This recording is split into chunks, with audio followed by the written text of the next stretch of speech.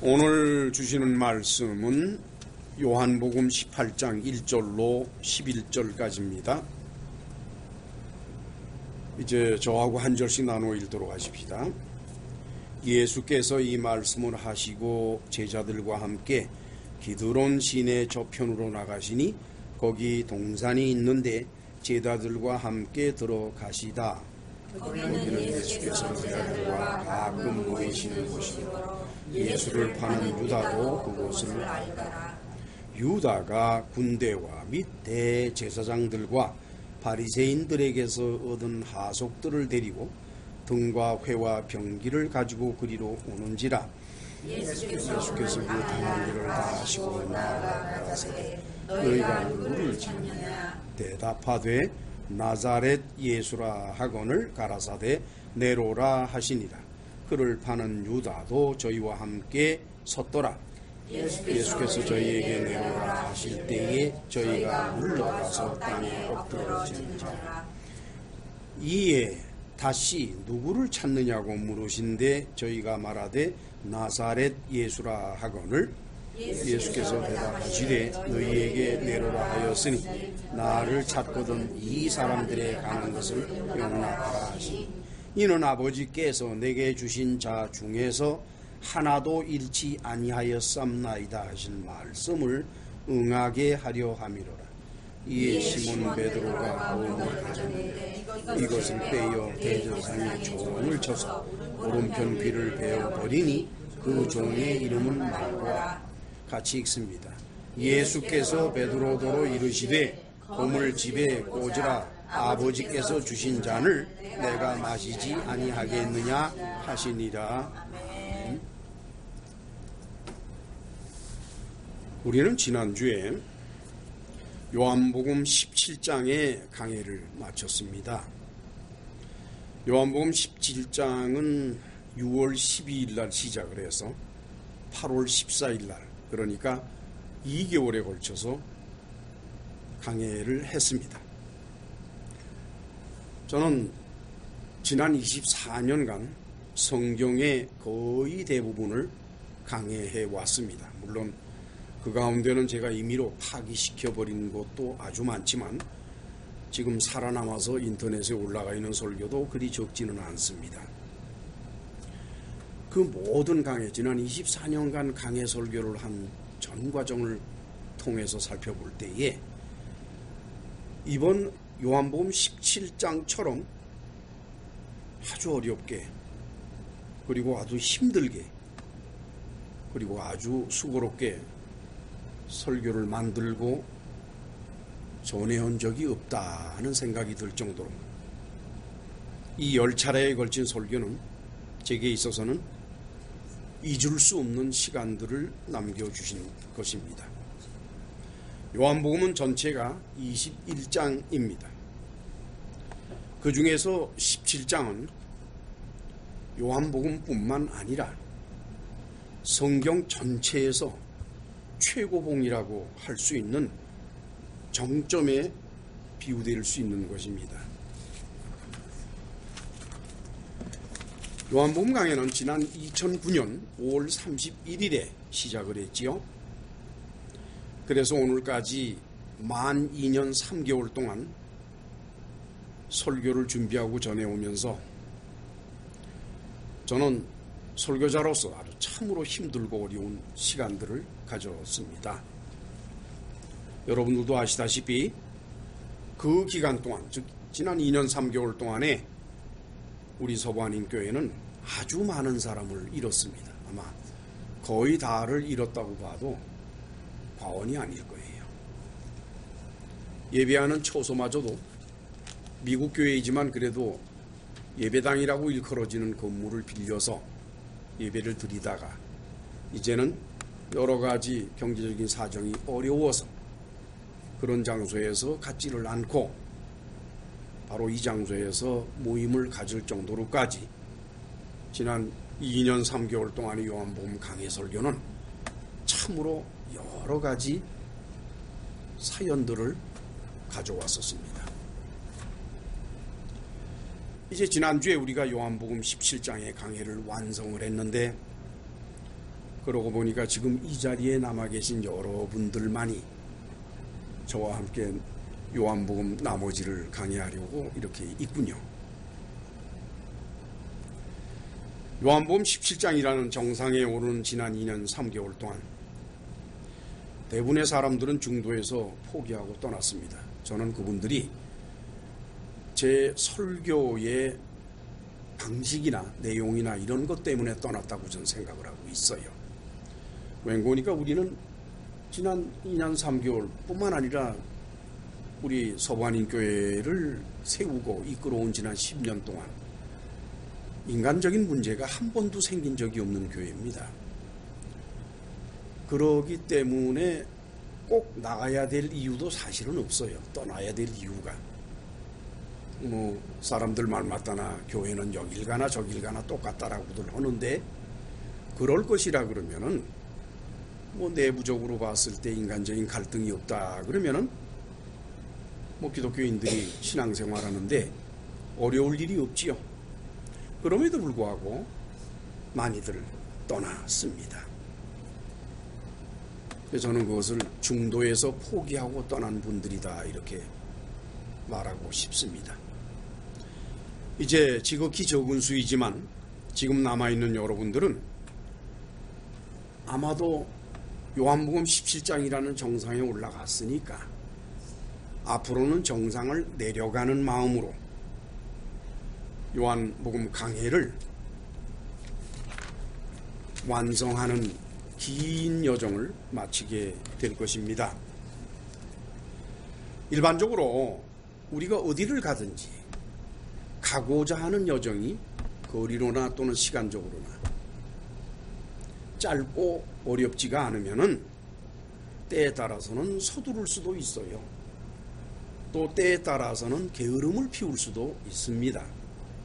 그러나 요한복음 강해처럼 그 여정이 길고 험난하면 3년 세월은 적은 세월이 아닙니다. 그 여정이 길고 험난하면 결코 서둘러서도 안 되고 또한 게으름을 피워서도 안 됩니다. 저는 교회 앞에서 설교하는 목사입니다. 그리고 무엇보다도 성경을 존중하고 리스펙트 한다는 거예요. 존중하고 성경을 사랑하는 한 사람으로서의 그리스도인으로서 요한복음 강해라는 길고도 험난한 여정을 거쳐오면서 이제 그 종착점이 내려다 보이는 정상에 오를 때까지 저와 그리고 이곳에 남아있는 여러분들, 우리 모두를 지켜주신 하나님께 참으로 감사를 드립니다. 그런데 정상을 내려가는 길은 올라가는 길보다 힘은 덜 들 거예요. 올라가는 것은 힘이 들어요. 그러나 내려가는 것은 힘이 덜 들 겁니다. 그런데 올라가는 것보다 내려가는 것이 더 위험하다는 것이에요. 그건 누구나 다 아는 일이지요. 오늘부터 우리는 예수 그리스도의 마지막 순간들을 기록한 요한복음 18장에서 21장을 강의하게 될 것입니다. 그리 되면은 우리 모두의 하나님 앞에서 우리가 해야 될 일들이 완료가 되리라고 봅니다. 그런데 우리는 지금까지보다, 즉 요한복음 17장이라는 정상에 올라올 때까지보다 더 조심스럽게 또한 조심스러운 마음으로 나머지 부분의 강해를 계속해야 할 겁니다. 사도 바울은 고린도전서 10장 12절에서 선줄로 생각하는 자는 넘어질까 조심하라 그랬어요. 신앙생활의 길이는 기독교인들에게 도움을 주기도 하지만, 그러나 긴 신앙생활은 기독교인에게 자신도 모르는 사이에 교만을 싹트게 만듭니다. 그래서 사도 바울은 고린도 교인들에게 선줄로 생각한 자는 넘어질까 조심하라고 경계를 했지요. 자, 우리가 요한복음 17장을 강의하는 그 험난한 길을 걸어왔기 때문에 나머지는 별 어려움 없이 잘 될 것이다 라는 생각은 우리 스스로를 교만하게 만들 것입니다. 따라서 올라올 때나 다름없이 참으로 진지한 마음으로 열심히 내려가는 길을 걸어가도록 하십시다.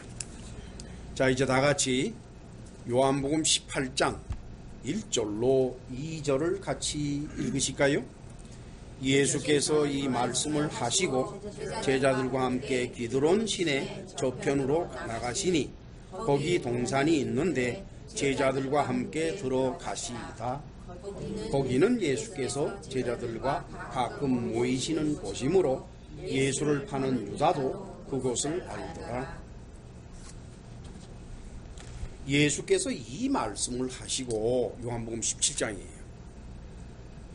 아마도 요한복음 17장뿐만 아니라 그 앞에 기록되어 있는 모든 말씀을 다 포함할지도 모릅니다. 마지막 만찬을 마치시고 계속해서 하신 말씀들, 특별히 사도 요한이 기록한 내용들은 네 복음서 중에서 가장 많은 것을 기록했지요.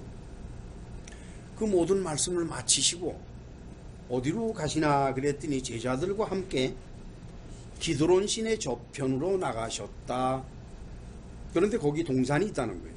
기드론 시내 저편에 동산이 있는데 그 동산은 예수께서 제자들과 가끔 모이시는 곳이라고 우리말 성경에는 기록이 되어 있어요.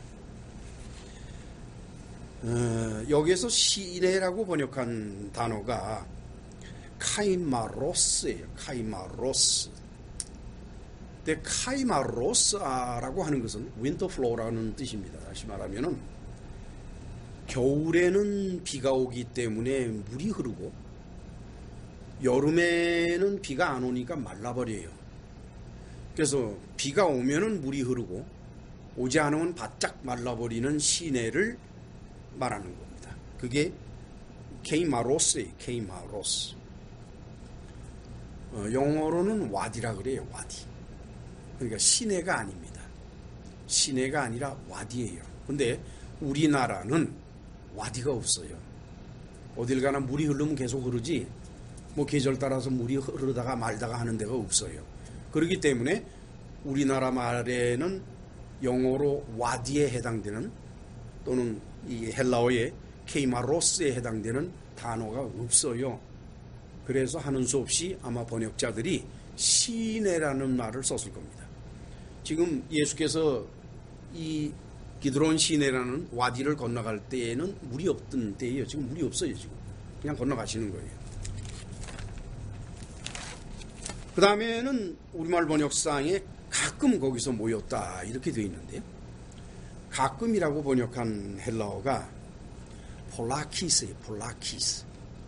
근데 폴라키스라는 헬라어는 가끔이란 뜻이 아니에요. many times, many times. 자주 모인다는 뜻이에요. 우리가 가끔 모이는 곳은 잊어버릴 수도 있지요. 그래요, 안 그래요? 그러나 자주 모이는 곳은 잊어버릴 수가 없어요. 그렇죠? 즉 다시 말하면 이 자리는 예수님은 물론이고 제자들도 어느 누구도 잊어버리는 장소가 아니라는 거예요. 그러니까 예수께서 예루살렘에 오시면은 아마 산에 갔다 그러면 늘 아마 그리 가셨던 것 같아요. 이 기록, 즉 다시 말하면 예수께서 제자들과 함께 마지막 만찬을 마치시고 그 다음에는 대제사장한테 체포되기 위해서 가시는 그 길에 관한 기록은 마태복음에서는 26장 30절에 46절 사이에 기록을 하고 있고 마가복음에서는 14장 27절에서 42절 사이에 기록을 했고 누가복음은 22장 39절로 46절 사이에 기록이 되어 있는데 우리말 기록에 따르면 마태복음과 마가복음은 예수님과 그리고 제자들이 함께 2층 다락방에서 최후의 만찬을 가지시고 난 다음에 바로 이 겟세마네 동산이라고 하는 그곳에 갈 때 저희가 찬미하고 감람산으로 갔다 이렇게 기록이 되어 있어요. 이제 신바람이 나는 거예요. 저는 문득 생각을 해봤어요. 선생님은 이제 조금 있으면은 대제사장에게 붙들려서 갈 것이고 이미 그 말씀도 그렇게 여러 번 제자들에게 했어요. 그리고 특별히 요한복음이나 이런 데 기록되어 있는 사실들을 바라볼 것 같으면은 우리 그리스도인들의 사는 곳은 이곳이 아닙니다.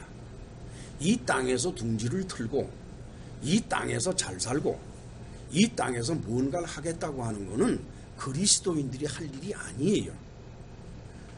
이 자리에서 예수께서 분명히 그 말씀을 하셨음에도 불구하고 그저 여북하게 생각 좀 할 수 있는 사람들이라면, 그냥 상식이 있는 정도로 생각하는 걸 할 수 있는 사람들이라면 예수님과 대화를 마치고 이제 조금 있으면 예수께서 대제사장이 보낸 사람들에게 체포를 당할, 이미 예수께서는 그렇게 될 거라고 말씀을 하셨고, 그 노래가 나오겠어요, 여러분? 여러분들 같으면 노래가 나옵니까? 근데 찬미하면서 간대요. 전 도대체 이 제자들이 어떤 사람들인가 하고 아주 생각을 많이 해요. 베드로도 그렇고 야고보도 그렇고 찬미하며 갔다.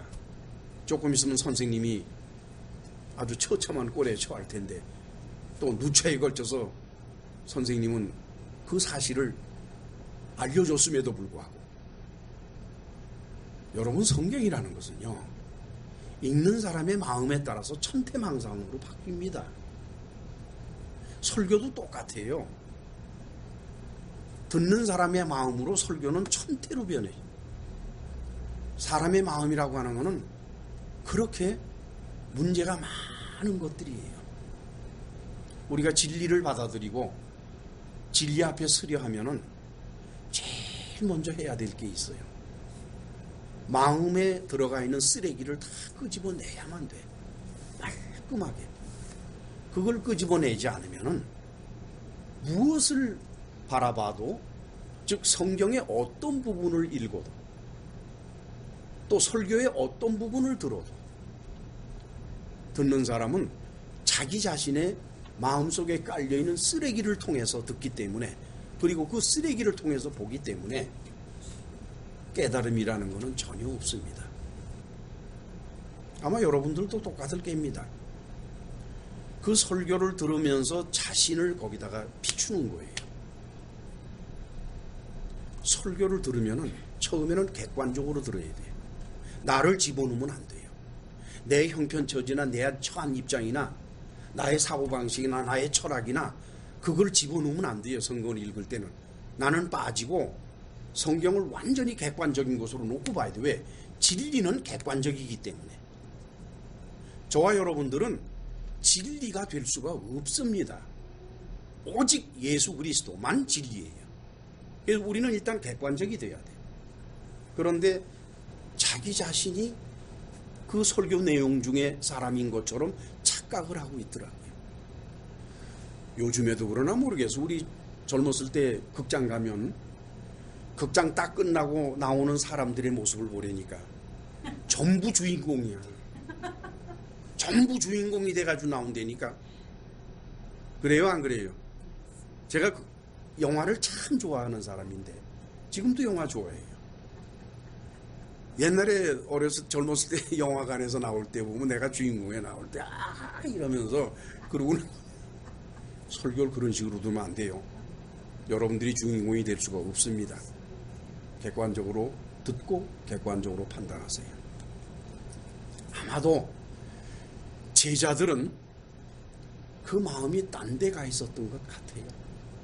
선생님이 그렇게 당부를 했음에도 불구하고 제자들은 이제 조금 있으면 우리 선생님이 득세해서 대제사장을 물리치고 이제 유다 나라를 통치하는 왕의 자리로 갈 거니까, 그렇다 그러면은 베드로야 너는 저 자리에 해라, 요한아 나는 이 자리에 오겠다. 아마 그 생각들을 했을 것 같아. 그러니까 못 알아듣고 찬미하며 가니라. 근데 누가는 기록상에 그랬어요. 습관을 좇아서 갔다고 그랬어요. 그러니까 습관을 좇아서 모인다는 것. 다시 말하면은 겟세마네 동산에서 예수님과 제자들이 모이는 거는 습관이라는 거예요. 늘 하는 일. 누가는 그렇게 추가하더라고요. 그리고는 마태나 마가나 누가는 베드로가 달기 울기 전에 예수님을 3번 부인할 것이라는 기록을 했고, 그 다음에는 예수께서 겟세마네 동산에서 3번 기도하시는 내용을 기록해 놨어요. 그런데 요한은 그 사실을 기록 안 했어요. 사도 요한은요, 예수님이 기도하실 때에 그 자리에 있던 사람입니다. 그러니까 누구보다도 예수님의 기도의 내용을 잘 알고 기도하시는 모습을 잘 봤음에도 불구하고 요한은 그것을 기록을 안 했어요. 그리고 베드로가 예수님을 3번 부인할 것이라고 하는 예수님의 말씀, 그것마저도 요한은 기록을 안 했습니다.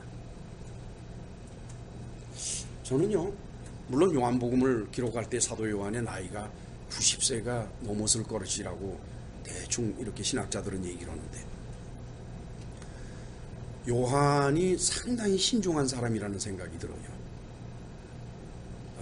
흔히 우리 인간 생활에서 여러분들도 뭐 그렇게 별 차이가 없을 텐데, 솔직하다는 이유 때문에 다른 사람의 마음을 아프게 하는 일을 서슴지 않고 하는 일들을 많이 봐요.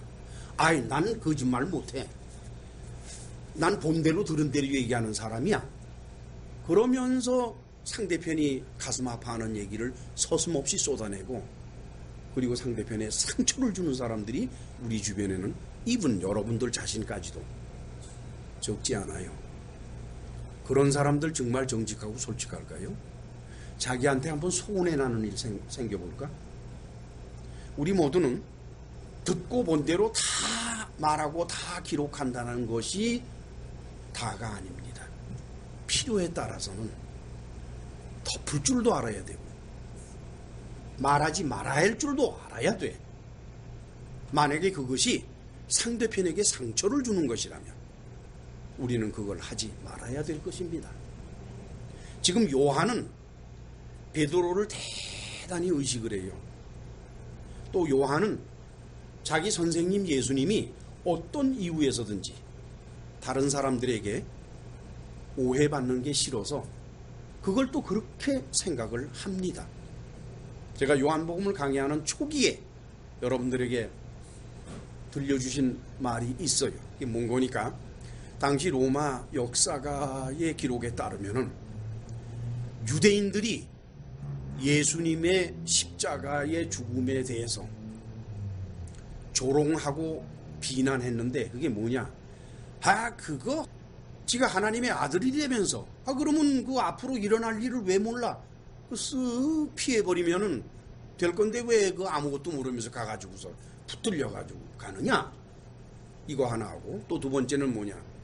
하나님의 아들이 되면서 그러면 제자들을 훈련을 잘 시켰어야지.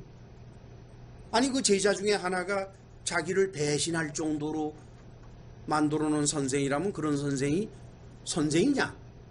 여러분들 어떻게 생각해요? 그렇죠?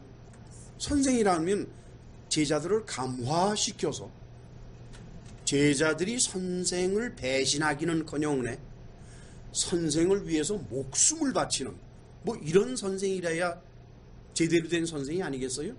당시 유대인들이 그렇게 예수님의 죽음을 공격을 했고, 그렇게 예수님에 대해서 끊임없이 유대인 공동체 전체가, 팔레스타인뿐만 아니라 디아스포라, 흩어진 유대인 공동체 전부, 지금 이 요한복음은 이미 말씀드린 대로 알렉산드리아에 거기에 사는 지식인 유대인들, 그들도로 읽으라고 보내는 거예요. 이미 알렉산드리아에서는 예수님이 제자에게 배신을 당했다는 그런 풍문이 아주 파다한 그곳이었습니다.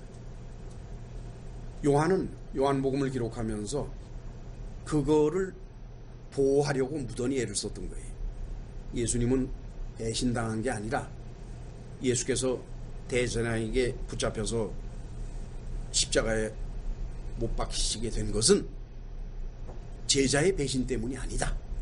그거를 이제 적극적으로 불식시키려고 애를 썼다, 이겁니다. 그래서 아마 예수께서 3번 기도하시는 그 모습, 마태, 마가, 누가복음의 기록에 따르면 예수님이 겟세마네 동산에서 기도하는 것은 완전히 인간적인 기도예요. 하나님의 뜻을 이루는 게 너무 힘들어서 그거 안 하려고 좀 하기 싫어서 제발 좀 그냥 이거 좀 안 하게 좀 해달라고 아버지한테 하는 기도예요. 그 기도의 내용이 알렉산드리아에 있는 유대 지식인들한테 전해졌다고 했을 때에 아무것도 도움이 되는 것은 없습니다. 그래서 사도 요한은 그 기록을 빼버려요. 저는 참 여러 가지 생각을 많이 했어요. 우리가 목사지만은 목사가 강단에서 설교할 때 목사들은 강단에 설교할 권리를 가진 사람들입니다.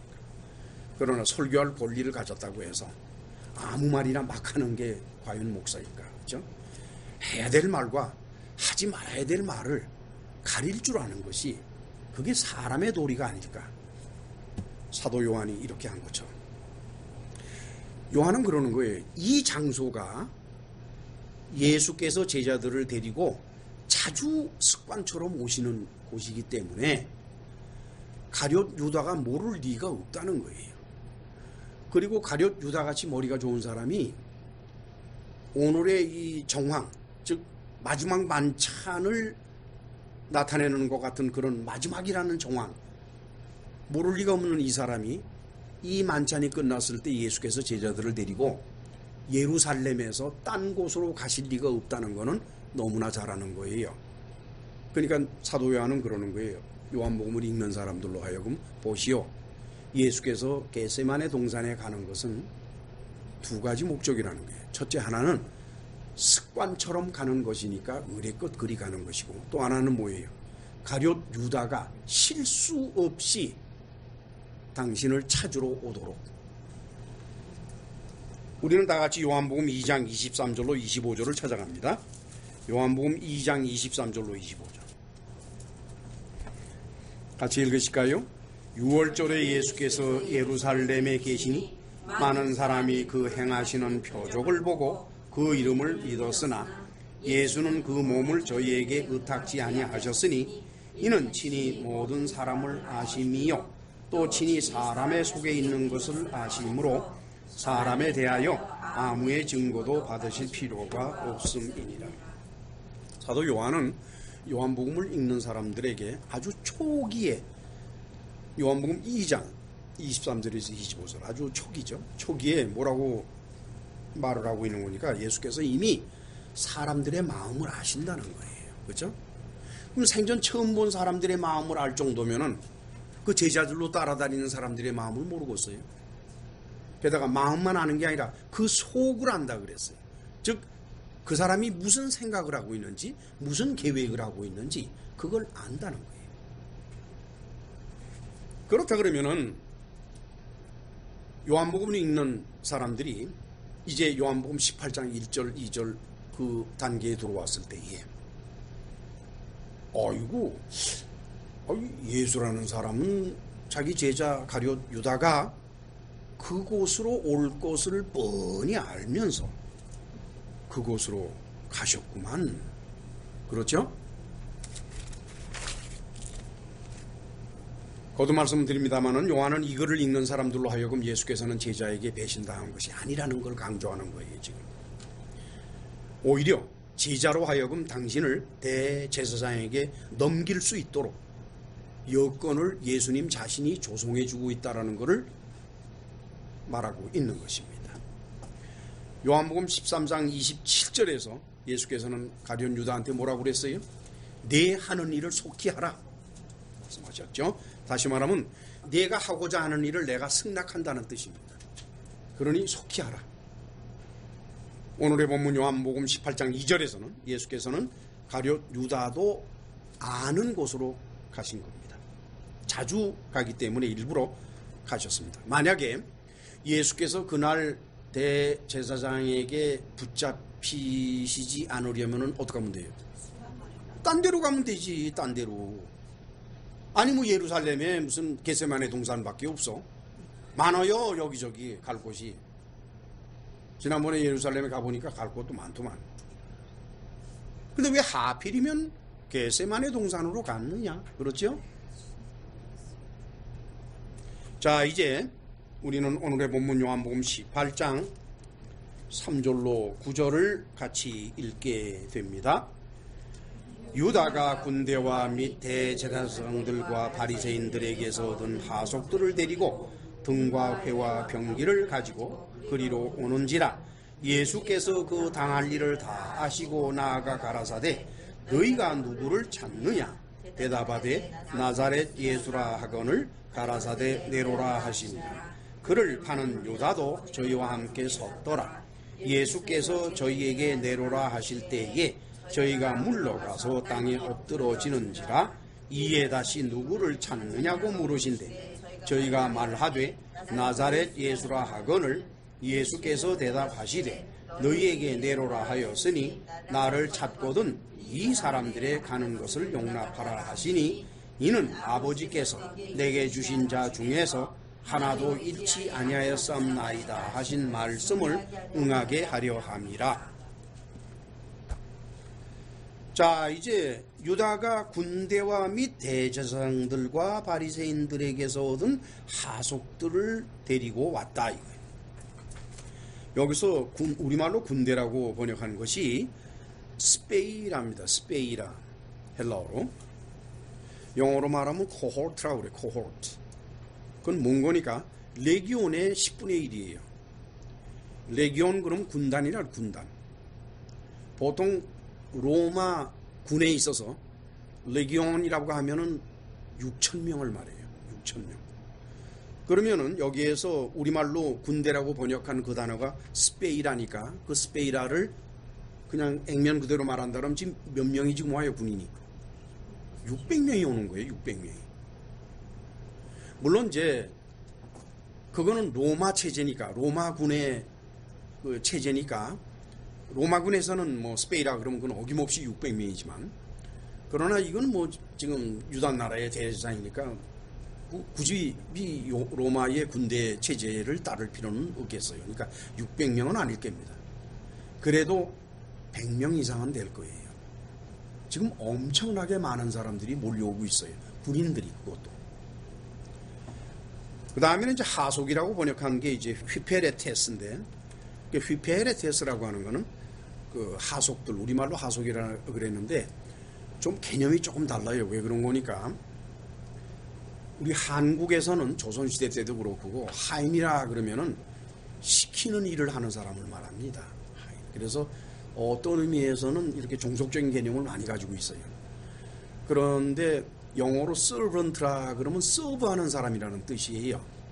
즉 헬퍼라는 뜻이에요. 도와주는 사람. 도와준다라는 뜻은 자발적인 의미를 많이 가지고 있습니다. 실제로 로마 시대 때도 그렇고 그 고대 사회를 보면은요. 그 우리가 말하는 하인들, 노예라고 종이라고도 그러고 노예라고도 그러지요.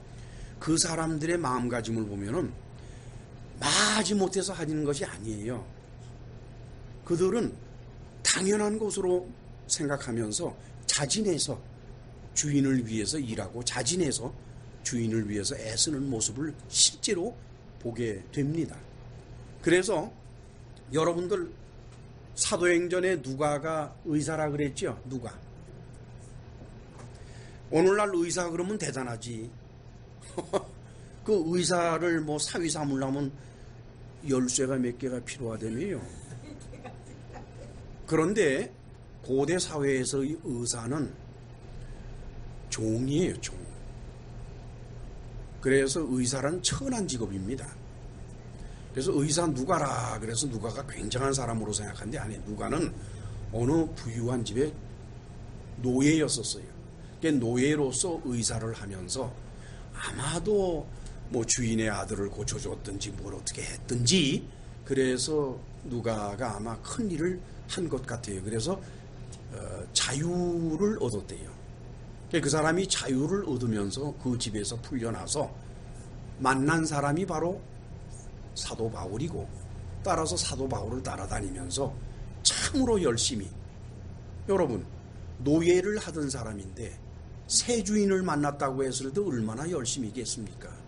그러니까 의사 누가가 바울한테 그렇게 열심히 였던 것은 조금도 이상할 게 없어요. 그럼 그 사람은 그렇게 살아왔으니까 그렇잖아요? 그래서 고대사회, 즉 이 성경을 배경으로 한 고대사회, 거기에서의 이 헬파라는 것은 우리말로 하는 하속에 머무르는 것이 아닙니다. 그들은 아주 적극적으로 자기 주인을 돕는 사람들로 되어 있지요. 전 생각해 봤어요. 왜 이렇게 많은 사람이 몰려왔을까? 그렇죠? 지금 여기 예수님하고 11제자하고 아마도 마가 요한이 거기 끼어 있었을 거예요. 마가 요한은 공식적인 12에 포함되지가 않지만 그래도 아마도 마가 요한이 있었을 건데, 마가복음에 보면은 그 젊은이가 벌거벗고 이불을 쓰고 있다가 바람에 도망을 갔다는 기록이 있어. 마가 요한은 마가복음을 기록하면서 자기가 그랬다고 그렇게 고백을 하는 모습을 보게 되는데, 뭐 그 정도일 텐데 그러면 겨우 해야 한 13명? 그 13명을 잡으러 오는데 뭐에 그렇게 100여 명이 넘는 사람들이 그냥 칼에다가 몽둥이에다가 이런 장기를 들고서 그러면 올까? 여러분들은 생각이 좀 들지 않으세요? 왜 그럴까? 마태복음 26장 55절의 기록에 따르면 예수께서 그들을 보면서 그렇게 말씀을 하십니다. 너희가 강도를 잡는 것과 같이 검과 몽치를 가지고 나를 잡으러 왔느냐? 아니, 뭐 점잖게 온다고 내가 안 갈 것도 아닌데 뭐 그렇게 그냥 대대적으로 나를 잡으러 오느냐? 이게 예수님이 하시는 말씀이 그거예요. 즉, 그 기록은 뭐예요? 정도에 지나치게 과장되게 많은 인원이 왔다는 겁니다. 지난번에도 제가 그 정황은 설명을 드렸습니다만, 사람을 많이 데리고 오느냐 적게 데리고 오느냐 하는 것은 누가 결정합니까? 가룟 유다가 결정을 해요. 웬건히 가룟 유다가 끌고 오는 거기 때문에 유다가 많이 데리고 오든지 적게 데리고 오든지를 결정하도록 되어 있습니다. 그런데 가룟 유다가 이렇게 많은 사람을 데리고 온 까닭이 뭐겠어요? 어차피 여기서 데려가야 할 사람은 예수님 한 분밖에 없으니까, 선생님 한 분밖에 없으니까 나머지 제자들은 상처를 입으면 안 돼요. 피차 간에 서로가 비슷한 상태면 싸움이 벌어지도록 되어 있습니다. 그러나 상대편이 엄청 많으면 감히 싸우려고 하지를 않아요. 아마 가룟 유다는 그거를 생각을 했을 거예요. 잔뜩 데리고 가서 제자들한테 겁을 팍 줘가지고 대들지 못하게, 그래서 상황을 빨리 끝내려. 그렇죠? 어쩌면 그것이 유다의 생각이었을 것이라고 봅니다. 그런데 기록에 따르면 베드로가요 칼 뽑아가지고 대제사장의 하인은 말고의 귀를 잘라요. 야, 이 사람이 그 많은 사람들이 칼 가져왔으면은 그거 좀 가만히 있어야 되는 거 아닙니까? 요한은 예수께서 이미 이 사실을 알고 계신 것이라고 기록을 하죠. 예수께서 그 당할 일을 다 아시고라고 기록했습니다. 그렇죠? 오늘 본문에서. 근데 당할 일이라고 한 것은 에르코메나라고 헬라어로 되는데, 그 에르코메나라고 하는 건 판타타 에르코메나라고 하는 것은 당할 일이 아닙니다. 닥쳐올 일을 망하는 거예요. 우리말로 당할 일이라 그러면 이쪽에서 수동적인 자세고, 그렇죠? 이쪽에서 피해자로서 있는 것이 당한다는 뜻이에요. 저는 이 당할 일이라고 하는 것을 제발 좀 바꿨으면 좋겠어요. 예수께서 지금 피해자가 아니에요. 예수님은 피해자가 아니에요. 예수님은 당할 일을 아신 것이 아니라 뭐예요? 앞으로 닥쳐올 일을 아시는 거예요. 예수님은 피해자가 아닙니다. 그런데 아신다라고 번역된 헬라어가 에이도스거든요. 그럼 에이도스라는 단어는 뭔 거니까 오이다, 안다라고 하는 게 오이다인데 오이다의 완료형이에요. 완료형. 그 얘기는 뭡니까? 예수께서는 지금 아시는 것이 아니라 전부터 계속해서 알고 계셨다는 겁니다. 너희가 누구를 찾느냐 그랬어요. 그랬더니 나사렛 예수를 찾는다. 나다. 에고에임이 나다. 그랬더니 저희가 물러가서 땅에 엎드러졌다라고 기록이 되어 있어요. 이 사람들이 물러갔는데 어디로 물러가는 거니까 오피스올, 그러니까 뒤로. 우리말 번역에는 어떻게 돼 있죠? 저희가 물러가서 땅에 엎드려졌다 그랬죠. 저희가 물러가서 땅에 엎드려졌다 그랬는데 우리말은 그냥 단순히 물러가서라고 번역을 했는데 그게 물러가는 정도가 아니에요. 이 오피스오라고 하는 거는 뒤로 갔다는 거예요. 비하인드. 어떤 곳에 뒤로 갔다는 거예요.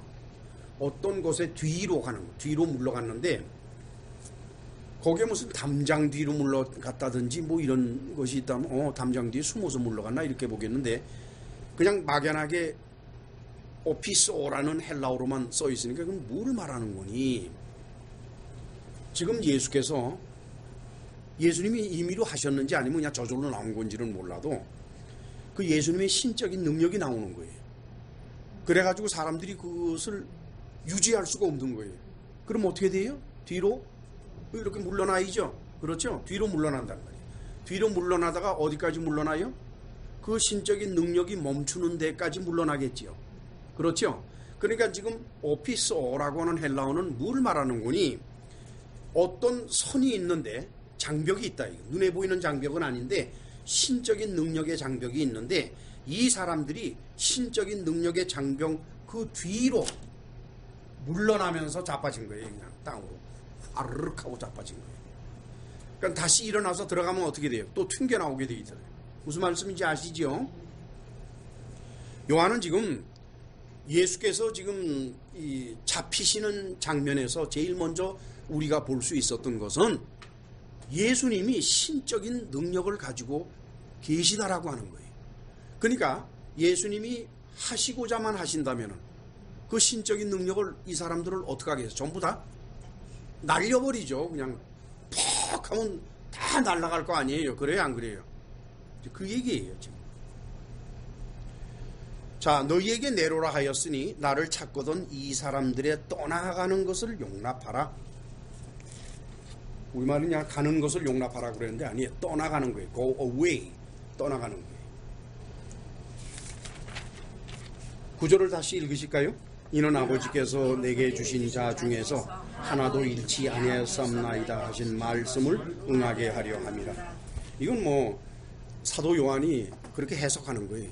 예수께서 이렇게 말씀하신 거는 요한이 생각하기에는 아마 이랬을 것이다 이렇게 말하는 건데 왜 요한은 이 말을 기록했을까?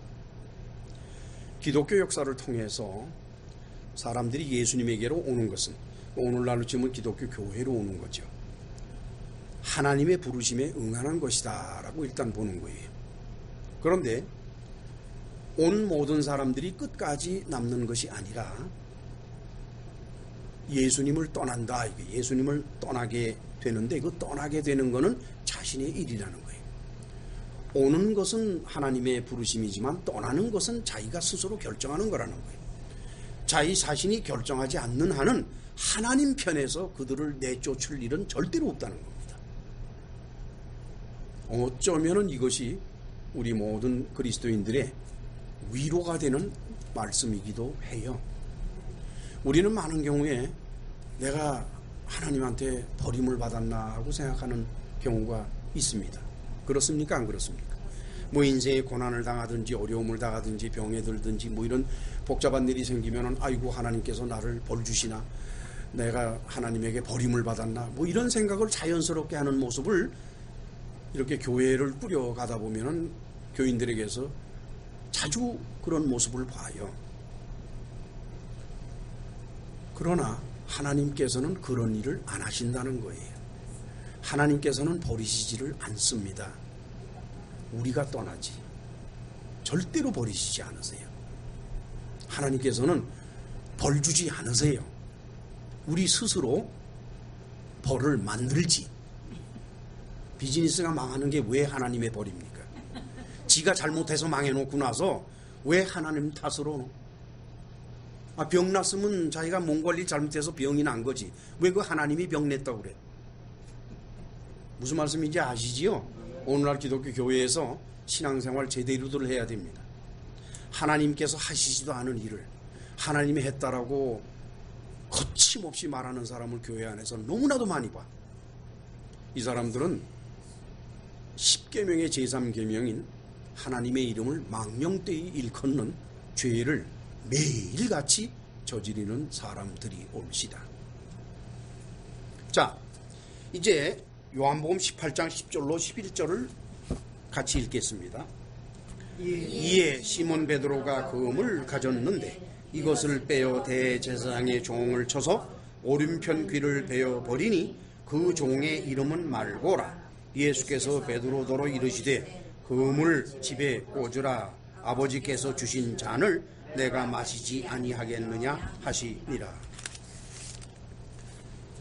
요한은 그 귀 떨어진 사람의 이름을 말고라고 이렇게 기록을 했고, 그 다음에 그 사람의 귀를 이렇게 잘라낸 사람이 바로 베드로다, 이렇게 이름까지 다 얘기를 했어요. 그런데 마태, 마가, 누가는 어떻게 기록하고 있는 거니까 베드로라는 이름을 명시하지 아니하고 예수와 함께 있던 자 중에서 하나가, 뭐 여러 사람이 아니라 하나가 그렇게 했다라고 기록을 했습니다. 그런데 베드로에 관해서 그렇게 조심스럽게 기록을 하고, 또한 베드로가 흉잡힐 일을 절대로 기록하지 않던 사도 요한이 그 말고 귀 자른 얘기를 베드로라고 이름을 또 붙여서 아주 밝혀버리니까 저는 읽다가 깜짝 놀랐어요. 요한이 마음이 바뀌었나? 아니 뭐 그동안 그렇게까지 그 베드로를 숨겨주고 덮어주고 감싸주고 하던 요한이 왜 갑자기 이렇게 아주 심각한 단계예요. 사람 귀를 잘랐으니 그 얼마나 심각해. 여러분 귀 잘라볼까? 얼마나 심각한가. 그잖아. 야, 이거 참 왜 그런가라 그랬어요. 그런데 누가는 어떻게 기록하고 있는 거니까 예수께서 그 귀를 만지니까 귀가 고쳐졌다 그랬어요. 누가는. 물론 요한은 고쳐졌다는 말을 기록을 안 했습니다. 왠고니까 고쳐지는 게 중요한 게 아니에요. 지금 고쳐지는 게 중요한 게 아니에요. 예수께서 말리시는 게 중요한 거예요. 어떤 기록을 보든지 간에 핵심을 놓치면은 우리는 성경을 아주 자연스럽게 떠나버립니다. 교회를 다니는 너무나도 많은 사람들이 성경의 문자만을 갖다 쓰면서 들어가도 복을 받고 나가도 복을 받고 이런 얘기들, 그래가면서 자기 실생활에 적용하고 이용하는 일에 아주 익숙해 있어요. 그거 잘하면 신앙 좋대는 뭐 그럼 못 써요. 그게 아니에요. 성경에는 모든 문자 뒤에 하나님이 말씀하시고자 하는 뜻이 들어가 있습니다. 사실상 사도 요한은 그 모든 것을 명확히 아는 사람으로서 누가처럼 귀를 만져서 낫게 했다는 기록은 안 했지만 어쨌든 하여간 예수께서 막았다는 거예요. 그러지 말라. 자, 이 모든 정황을 볼 때에 오늘 본문을 읽으면서 무슨 생각이 드세요? 아, 지금 수백 명이 왔는데 칼 들고 막 이러고 가지고, 근데 그들이 전부 다 펄펄 날뛰는 게 아니라 어때요? 예수님한테 제압을 당한 상태예요. 꼼짝을 못해요. 땅바닥에다 주저앉아가지고 넋을 잃고 앉아있어 이러고, 수백 명이 오면 뭐래 그 다 거기 이러고 있는데.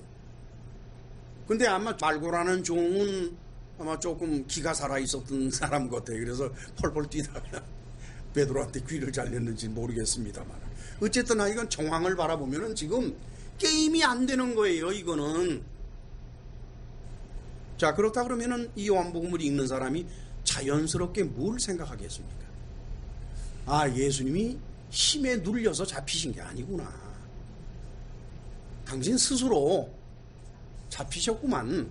아주 자연스럽게 생각하게 돼요. 저는요, 요한의 이런 기법, 어떤 사실을, 정황을 이렇게 써내려가는 이거를 읽으면서요, 저는 그냥 깜짝 놀랐어요. 사도 요한이 너무나도 감탄스럽고, 야, 어떻게 그 짤막한 그 내용 속에서 그냥 그때의 그 장면이 영화 화면같이 쫙 나타나요. 그냥 앞에 쫙 펼쳐지는 거예요. 쫙 펼쳐지면서, 아, 예수께서는 스스로 그렇게 하셨구나. 뭐 설명도 필요 없고 그냥 자연스럽게, 그렇죠? 그러시면서 예수님은 뭐라고 말씀을 하시는 거니까 아버지께서 주신 잔을 내가 왜 피하냐, 그렇죠? 그런 능력을 가지고 계시고 신적인 능력이죠. 또 그런 상태에 있으시면서도 예수께서 스스로 당신 발로 걸어서 십자가 고난으로 들어가신 것은 그것이 하나님 아버지의 뜻이기 때문이라는 거예요. 뜻이기 때문이다. 곧 예수께서 대제사장에게 체포돼서 나무 십자가에 처형되어 죽으시기까지 일어난 모든 일들은 하나님께서 주신 것이라는 겁니다. 이러한 예수 그리스도의 모습을 사도 바울은 빌립보서 2장 5절로 8절 사이에서 다음과 같이 표현하고 있지요. 우리 다 같이 빌립보서 2장 5절로 9절을 찾아갑니다. 319페이지 신약성경.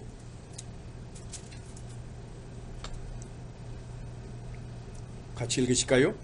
너희 안에 이 마음을 품으라. 곧 그리스도 예수의 마음이니 그는 근본 하나님의 본체시나 하나님과 동등됨을 취할 것으로 여기지 아니하시고 오히려 자기를 비어 종의 형체를 가져 사람들과 같이 되었고 사람의 모양으로 나타나셨음에 자기를 낮추시고 죽기까지 복종하셨으니 곧 십자가에 죽으시리라.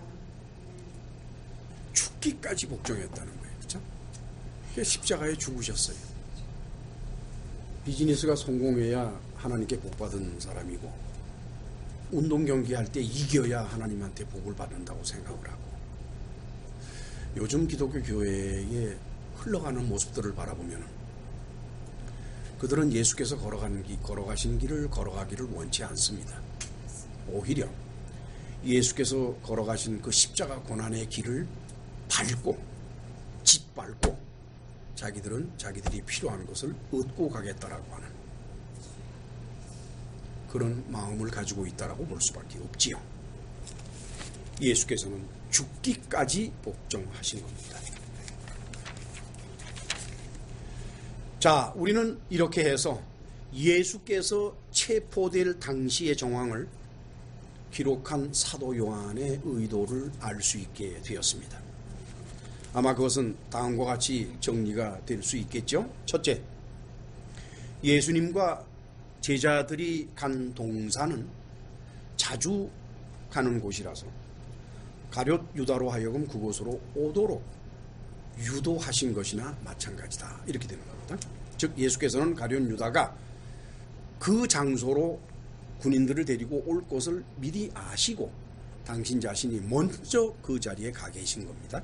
둘째, 예수께서는 신적인 능력이 있어서 사람들을 땅바닥에 주저앉게 하셨습니다. 즉 예수님은 싸울 힘이 없어서 체포되신 것이 아니라 모두 다 물리치실 수 있는 힘을 가지고 계셨지만 그러나 스스로 체포되신 것이다 라는 겁니다. 셋째, 시몬 베드로가 검으로 대제사장의 종 말고의 귀를 자르는 것은 그건 일방적인 일입니다. 즉 베드로 자신이 혼자 생각해서 한 일이고 동시에 뭡니까? 말고가 저항을 안 했기 때문에 가능한 일이에요. 여러분, 귀를 자르는 게 쉬운 줄 아세요? 귀를 자르려면 귀를 잡아야 돼. 귀를 잡고 잘라야 잘라지지 칼로 내려치는데 귀가 왜 잘라집니까? 그거 그렇게 쉬운 거 아니야. 더더군다나 상대편이 펄펄 뛰면 막 싸우려고 몸을 움직이는데 무슨 수로 귀를 자르느냐고. 그래요 안 그래요? 그 얘기는 뭐예요? 말고는 지금 꼼짝 못하고 서 있는 거야. 그러니까 베드로는 정확히 귀를 자를 수 있는 거지. 무슨 말씀인지 아시죠?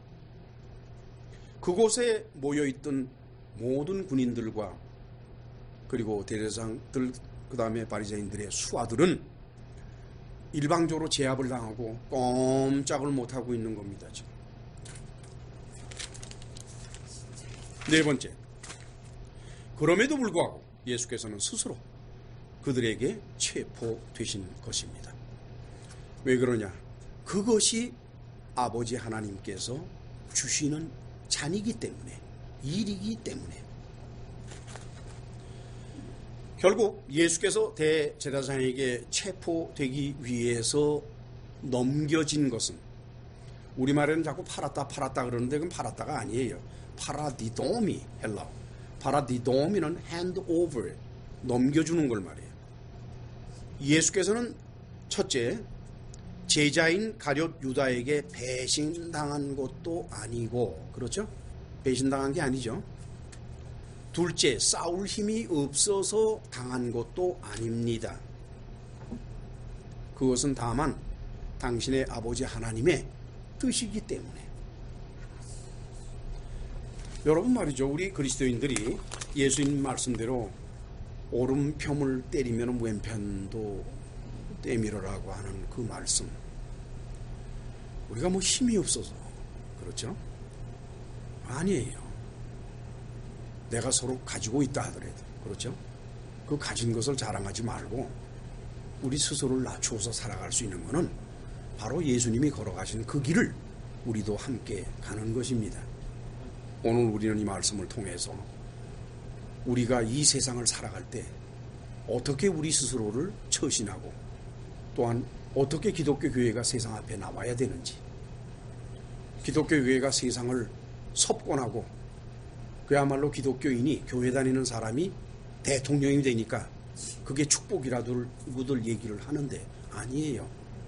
기독교인이기 때문에 대통령이 되는 게 아니에요. 그 사람이 대통령이 될 수 있는 자질과 능력과 힘과 여건과 그 인생을 살았기 때문에 그가 대통령이 되는 거지. 뭐 교회 장로라서 대통령이 됩니까? 그 말도 안 되는 소리예요. 따라서 오늘 말씀을 통해서 우리 모두는 우리 스스로가 이 세상을 어떻게 살아야 될지를 생각하는 시간을 갖게 되었습니다. 기도합시다. 전능하시고 자비로우신 하나님 아버지, 너무나도 기독교인들이 세속화되고 그야말로 기독교 교회 안에 예수 그리스도가 계신지 안 계신지 모를 정도로 너무나 타락해 있습니다. 그들의 생각은 온통 세상에만 머물러 있고 인생 삶에만 머물러 있고 자신의 인간적인 입장과 자신의 인간적인 생각들과 그리고 자신의 인간적인 미래에만 속해 있기 때문에 진실로 우리 주님이신 예수 그리스도께서 어떤 길을 걸으셨는지를 잊어먹고 살고 있습니다. 따라서 대부분의 기독교인들은 오로지 생각하는 것이 예수 그리스도의 십자가 고난의 길이 아니라 예수 그리스도께서 하나님의 아들이란 능력만을 생각을 하면서 예수 그리스도를 바라보고 있습니다. 오늘도 이 말씀을 통해서 주께서 걸어가신 그 길이 우리 그리스도인이 걸어가야 될 길이라는 것을 깨닫게 해주시고, 이 설교를 듣는 이들에게 마음에 깨달음이 있을 수 있도록 은혜를 베풀어 주옵소서. 예수님의 이름으로 기도합나이다. 아멘.